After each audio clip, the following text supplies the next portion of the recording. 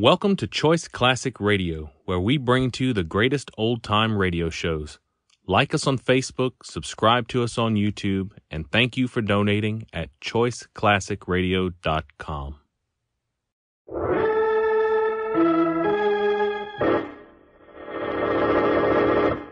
From New York City, the makers of Clipper Craft Clothes for Men and 1,036 leading retail stores from coast to coast present the world's most famous detective, Sherlock Holmes.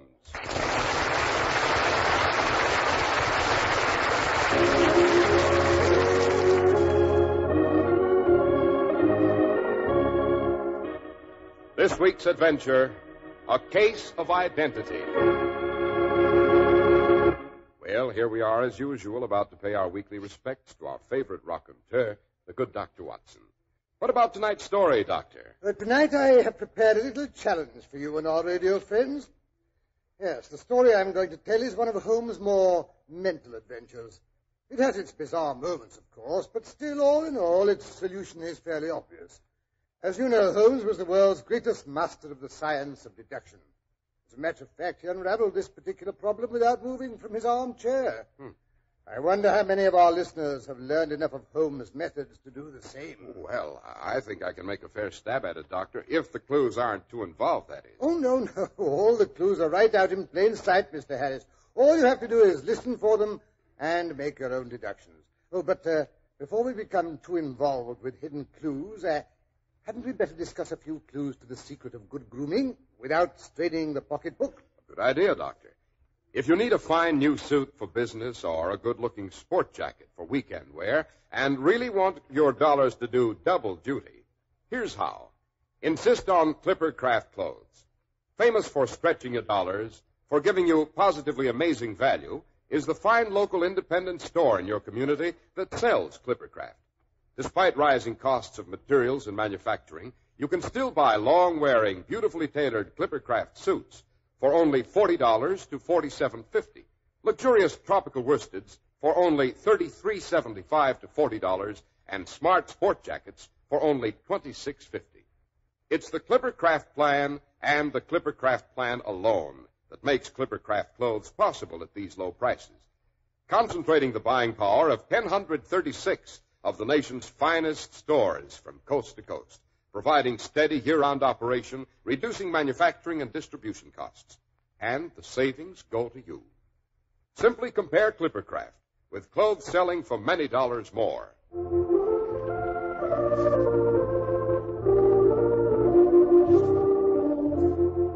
And now, Dr. Watson, back to the adventure you think we should be able to solve for ourselves. Right, Mr. Harris. It was during the middle years of our joint occupancy of the lodgings in Baker Street.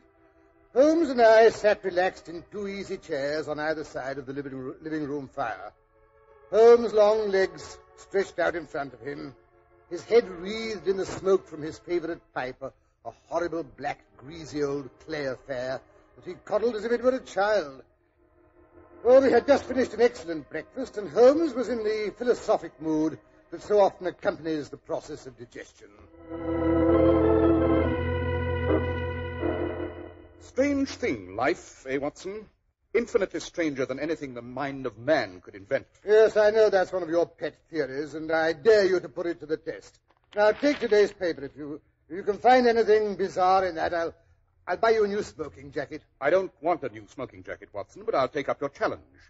Choose any article, any paragraph at all on this page, and I'll guarantee to find something outlandish. Very well. Here, take the very first heading. Husband's cruelty to his wife.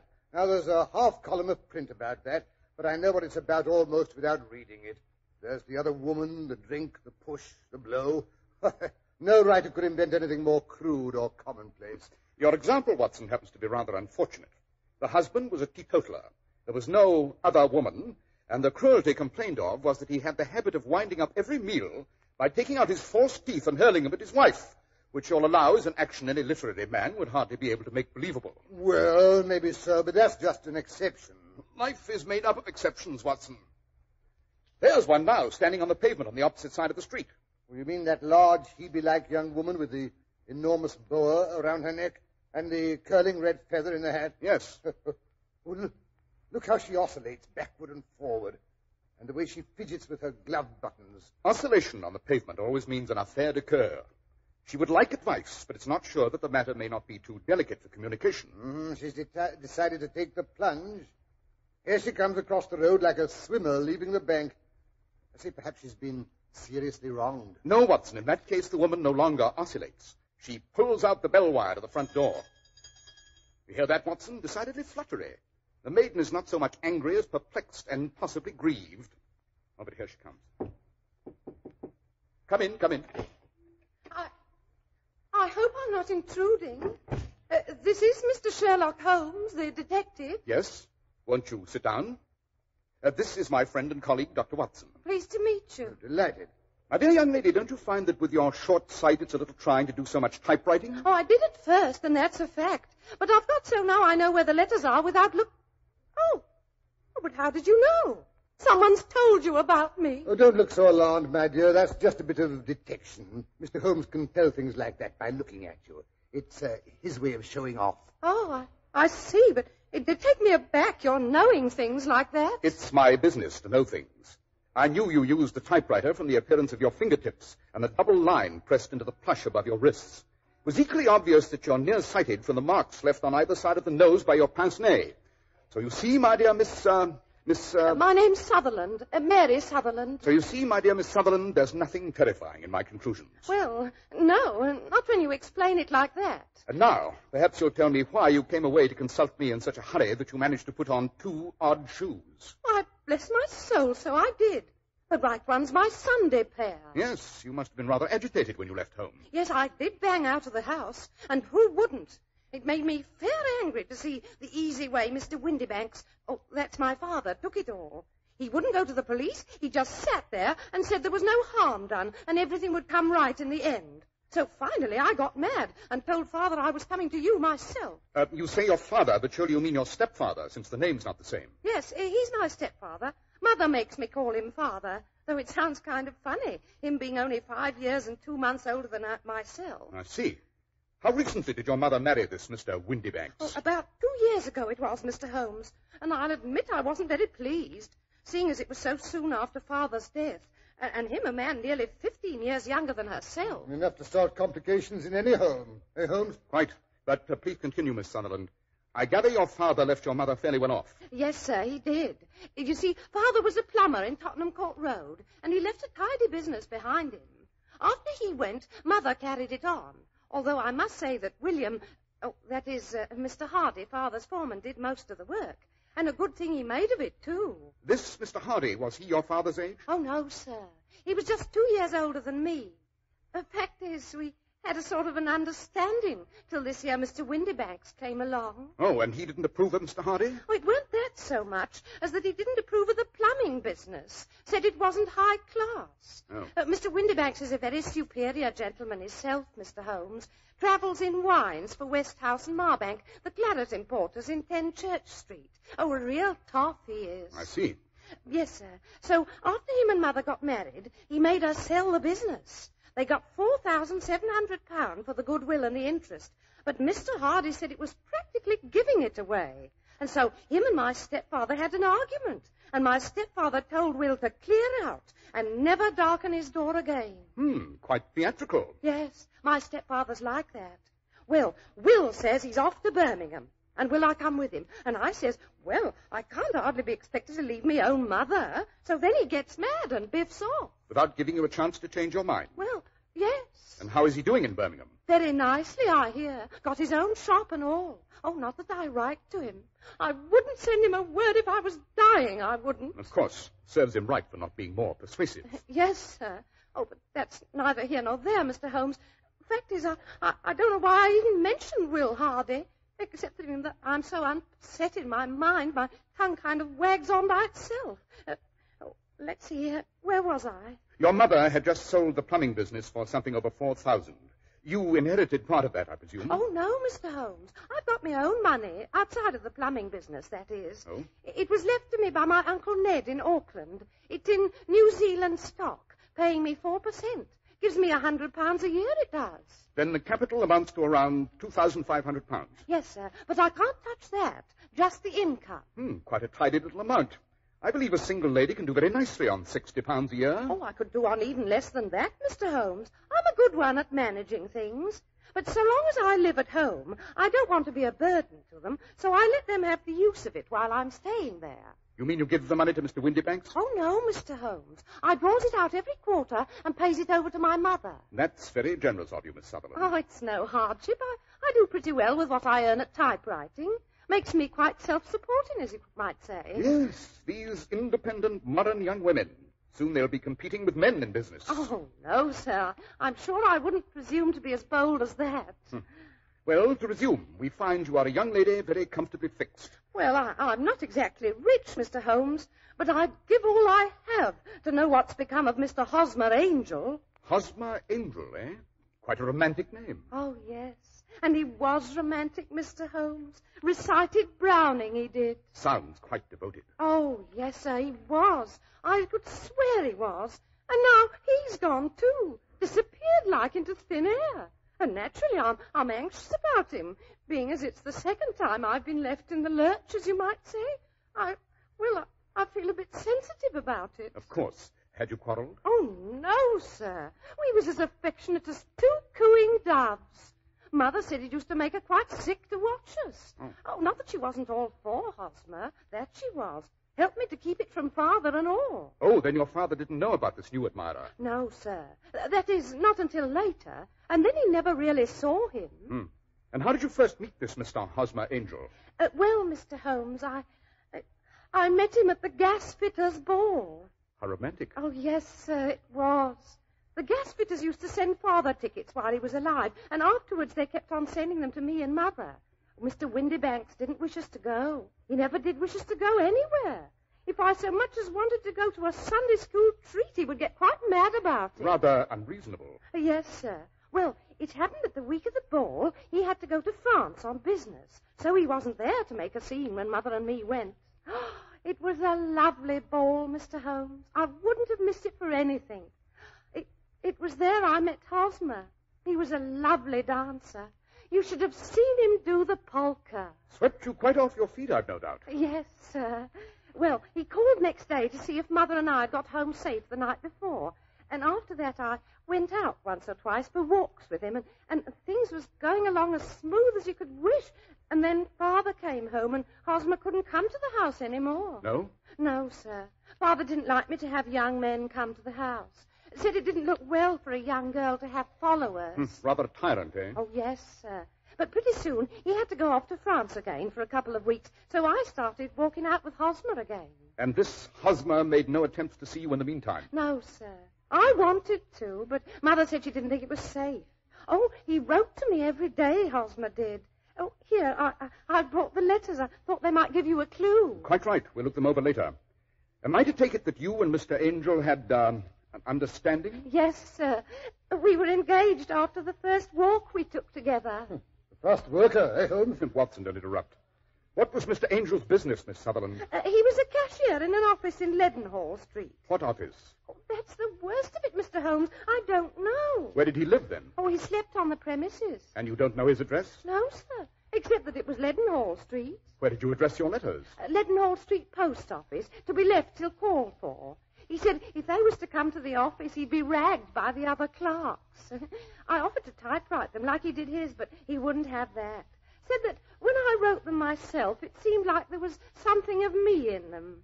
That'll show you how fond he was of me, Mr. Holmes. He was always thinking of little things like that. Yes, quite suggestive. Can you remember any other little things about Mr. Hosmer Angel? Any little peculiarities? He was a very shy man, Mr. Holmes. He'd rather walk with me in the evening than in the daylight, because he said he liked to hold my hand, but he didn't want to be conspicuous. Very considerate and gentlemanly. Oh, yes, sir, he was a thorough gentleman, with the silkiest brown beard. Even his voice was soft-like. He told me he'd had quinsy and swollen glands when he was young, and it left him with a weak throat. How unfortunate. Yes, sir. His eyes were kind of weak, too, like mine, and he wore tinted glasses against the glare. I'd say he was about 5'5" and had small hands and feet. I see. And what happened when Mr. Windybanks, your stepfather, returned to France? Well, I wrote Hosmer, and he came round to the house, and he said I'd have to marry him before Father came back, as he couldn't stand the separation any longer. So I asked Mother, and she said, why not? Every girl was entitled to her own husband. Oh, Mother was all for Hosmer from the beginning, almost more than I was myself. So you got married? Well, no. Well, that is, not quite. Oh, what happened? Well, the wedding was set for yesterday morning.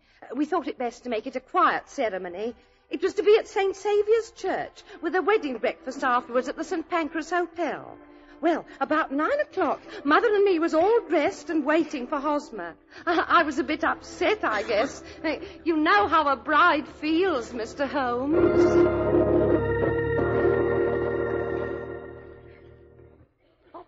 Oh, dear, I'm that nervous. I don't know whether I ought to get married or not. Don't you fret, Mary. All brides is like that. Why, when I was married to your father, I was so jumpy I split both me gloves. Oh, I know, but I haven't known Hosmer very long, Mother. Maybe I oughtn't to jump off the deep end like this. What's the good of waiting, Mary? Better get married now before your father gets back. Yes, I suppose so.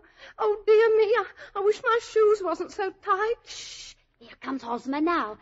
Don't he look handsome with that flower in his buttonhole and all? No, you stay here, Mary. I'll answer it. A bride should act shy-like on her wedding day. Good morning, Hosmer. How's the groom? Good morning, Mother. Oh, I'm fine. Hello, Mary. Hello, Hosmer. What's the matter? You look kind of white. Oh, I'm all right.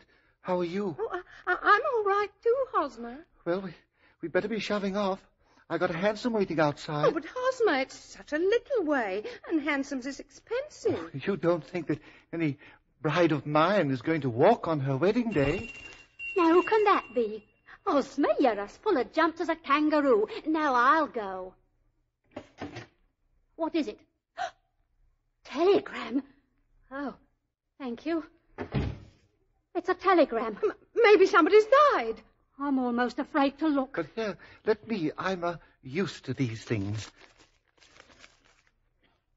Expect me home today. Erasmus G. Windybanks. Father's coming home. What if he gets here before... Now, don't lose your nerve. You're of age, remember, so it don't matter how he raves afterwards. Oh, Mary, promise you won't let him tear us apart. No. Swear it, Mary. Now, where's the Bible? Mary's carrying mine, the one I got married with, both times. All right. Now, put your left hand on that Bible and swear that whatever happens, you will always be true to me, and to me only. But what could happen? Oh, you never know. Now, swear it, Mary, for my sake. Swear it. Yes, Mary. Why not do as Hosmer asks? All right. I swear. Oh, good. Now then, let's get on with it. Yes, Hosmer. Oh, dear. Is my bonnet on straight? Yes, only hurry. Mr. Windybanks may get back any minute. Mary, don't forget your flowers. No, Mother. Well, hurry. Now, here's the cab. You first, Mother. Now, easy, don't upset the cab. Now, Mary. That's right. Aren't you coming too, Hosmer? No, there isn't room. I'd muss your dress. I'll hail another cab. Oh, yes, there's a four-wheeler now. Hey, cabby! Now, you go on. I'll follow after. See you at the church, Hosmer. St. Saviour's driver. Yes, Hosmer got the other cab. It's following us. Oh, my knees are knocking together like anything. Now, hush up, Mary. Anyone would think you didn't want to get married. Well, maybe I do, and maybe I don't. Well, just hold your breath and it'll be over in no time now. Here's the church.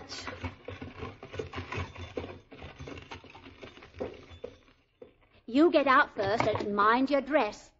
That's it. Now, help me. Here, not so fast. I'm no blinking acrobat. That's it. Here, cabby. Oh, here comes Hosmer's four-wheeler now.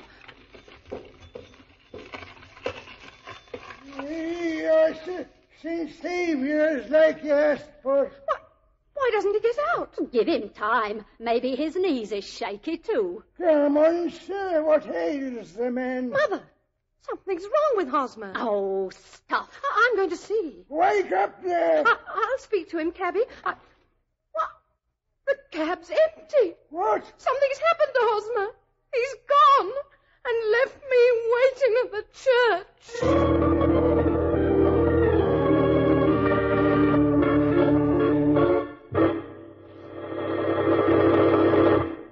Every day is value day when you insist on clothes by Clippercraft. Yes, we have to know our values are really great when we suggest you compare Clippercraft with clothes selling for very much more, which is exactly what we do suggest. Because there's a great big idea behind Clippercraft clothes in the form of the famous Clippercraft plan. You get the benefit of great savings made by concentrating the buying power of 1,036 of the nation's finest stores from coast to coast. Yes, the Clippercraft plan really streamlines the fine old craft of clothes making. When you can get such remarkably fine quality in suits for only $40 to $47.50, in tropical worsteds for only $33.75 to $40, and in sport jackets for only $26.50, why pay more? For selling expensive clothes at inexpensive low prices at the nation's finest stores is the great big idea behind the Clippercraft plan. That's why men who know insist on Clippercraft clothes. So be sure to visit the Clippercraft store in your city. These leading stores in the metropolitan area are proud to add their names to Clippercraft in your suits, top coats, sport jackets, and tropicals. In Manhattan, Saks 34th, Broadway at 34th. John Wanamaker Men's Stores, Broadway at 8th and 67 Liberty Street. In Brooklyn, Abraham and Strauss. In Newark, New Jersey, Boulevard Men's Shop, Kresge Newark. And in Jamaica, the B&B Clothes Shop, 16408 Jamaica Avenue. And now back to Baker Street, where we find Dr. Watson commiserating with the young lady who has been left waiting at the church. A shameful way for any gentleman to act, deserting his bride at the altar. Oh, no, Dr. Watson, I'm sure he didn't do that. Not on purpose, that is. He was too kind for that. And then there's that pledge I gave him. Oh, you think he foresaw some unforeseen danger, and that's why he made you take the oath? Yes, sir. Have you any notion what it could have been? No, sir. How did your father take it? I presume he found out. Oh, yes, sir. He was quite consoling, really. Remarkable. Oh, it drives me half mad to think of it, Mr. Holmes. It's not as if it was the first time I'd been disappointed. I understand. I shall be delighted to glance into the matter for you, Miss Sutherland. Now, let me advise you to turn the whole matter over to me, and don't let your mind dwell on it any further. Above all, try to let Mr. Hosmer Angel vanish from your memory, as he's done from your life. Then you don't think I'll ever see him again? I'm afraid not. Oh, dearie me. You've been very kind, Mr. Holmes, I'm sure. I don't know how to thank you. Not at all, Miss Sutherland. Well, good day, gentlemen. Oh, where's my hanky? Oh, here it is. Oh, dearie me. Another romance blighted.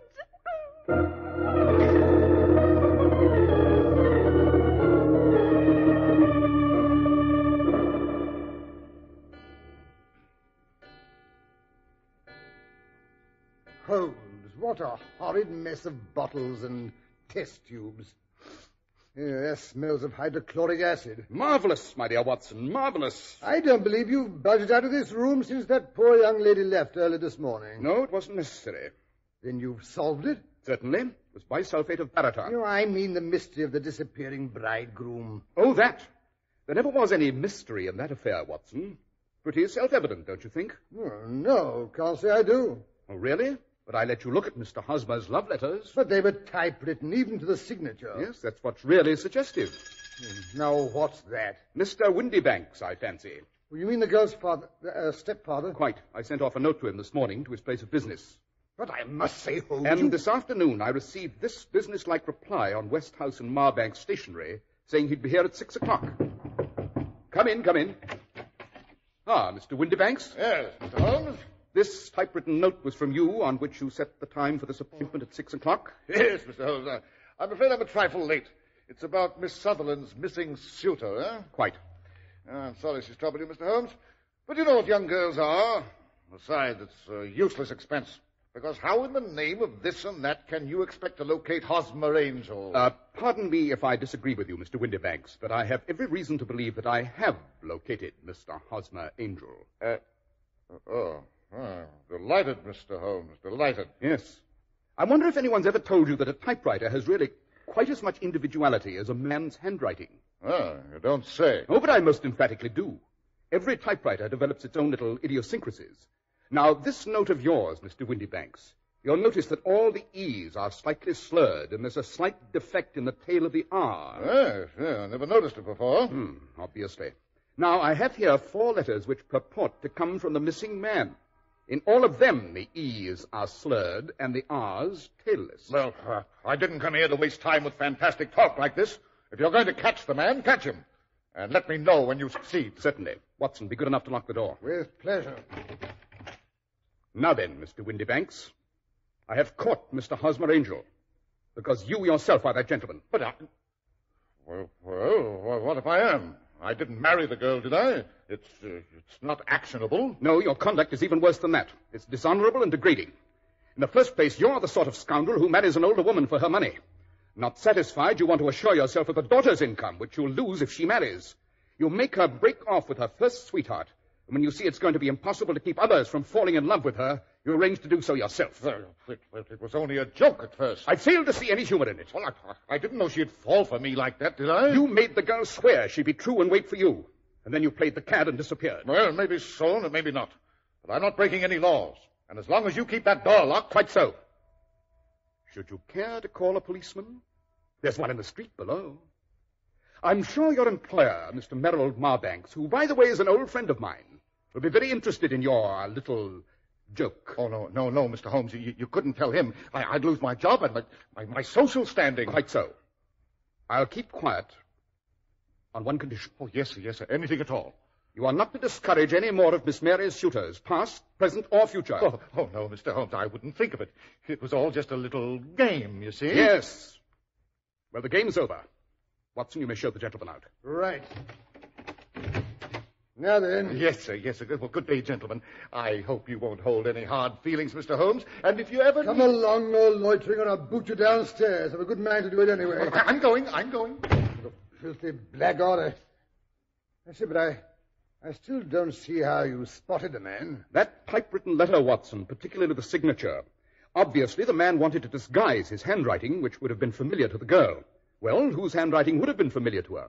Answer, the father's, as he was the only man she was allowed to come in contact with. Well, it's really quite simple when you explain it. Oh, by the way, are you going to tell the girl? I? No, heaven forbid. I shall let Mr. Will Hardy of Birmingham have that privilege. I wrote him the facts of the case this morning. No, he'll be able to persuade her to believe it. I never could. Holmes, you're a moral coward. Perhaps, Watson.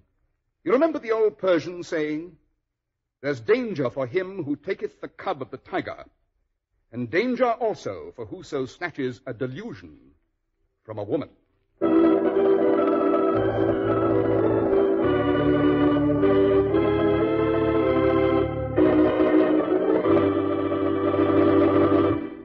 Now then, Mr. Harris, did you guess the solution? Well, when Holmes began to talk about typewriters, I started to have an inkling, Doctor, but before that, I'll admit I was pretty much at sea. Why, Mr. Harris, I'm surprised, and after all my teaching.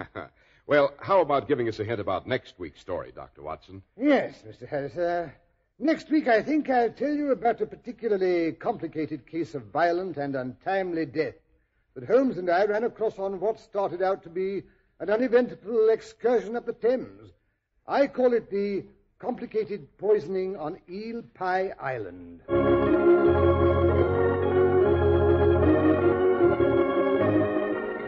The makers of Clippercraft Clothes and 1,036 leading stores from coast to coast have brought you another in the new series of broadcasts featuring the world's most famous detective, Sherlock Holmes. Our stories are based upon the character Sherlock Holmes, created by Sir Arthur Conan Doyle. Sherlock Holmes is played by John Stanley, Dr. Watson by Alfred Shirley, and the dramatizations are by Edith Meiser. Sherlock Holmes is produced and directed by Basil Lochran, with special music by Albert Berman. If you don't know your Clippercraft dealer, write Clippercraft, 200 Fifth Avenue, New York City. Be sure to listen next week to Sherlock Holmes in The Complicated Poisoning on Eel Pie Island.